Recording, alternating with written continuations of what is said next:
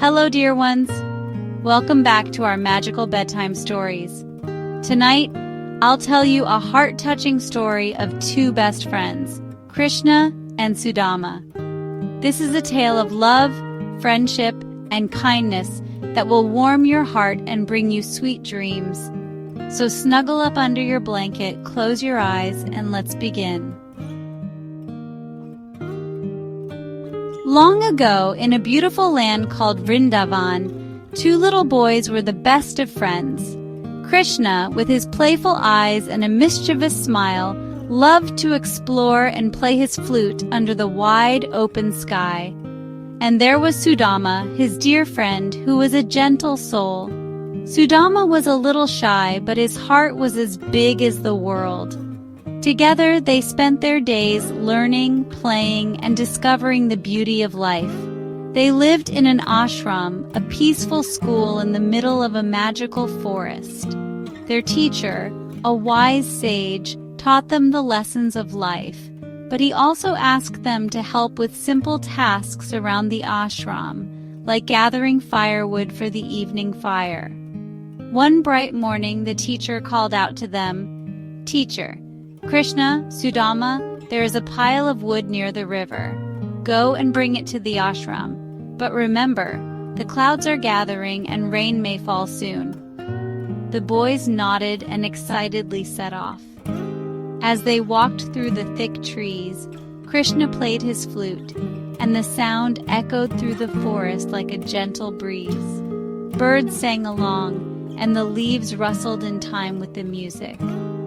Sudama smiled, feeling so happy just to be with his friend. As they walked deeper into the forest, Krishna and Sudama came across a beautiful meadow filled with colorful flowers. They took a moment to gather some wildflowers and weave them into a crown for Sudama. Sudama laughed as he wore it, feeling like a king for the day. Krishna teased him, saying, "Krishna, now you are the king of flowers, my friend." Sudama giggled and then pointed to the sky. "Sudama, look, Krishna, the clouds are darker now. We should hurry." Just as they turned to go, the rain began to fall. First, a few droplets, then the sky opened up and the rain poured down, soaking them both. The two friends ran to find shelter, laughing as they splashed through puddles, until they finally found a large, sturdy tree to take cover under. Shivering from the cold and wet, Sudama looked at Krishna and said, "I have only a small bundle of rice cakes from home, but we can share them." Sudama opened a cloth wrapped around the bundle, revealing two simple rice cakes, still warm but a little soggy from the rain. He held one out to Krishna. Krishna looked at the rice cakes and smiled, his heart full of gratitude. "Thank you, Sudama. You always think of me. Let's share them equally, just like we always do." And so, under that tree, in the middle of the storm, the two friends sat close together and shared the rice cakes. Krishna took half and gave half to Sudama, even though he had never tasted anything so simple in his life. But to him, the food was sweeter than any rich meal, because it was shared with his best friend. As they ate, Krishna played his flute softly, the sound a gentle melody against the storm. Sudama closed his eyes, listening, feeling warmth in his heart despite the rain.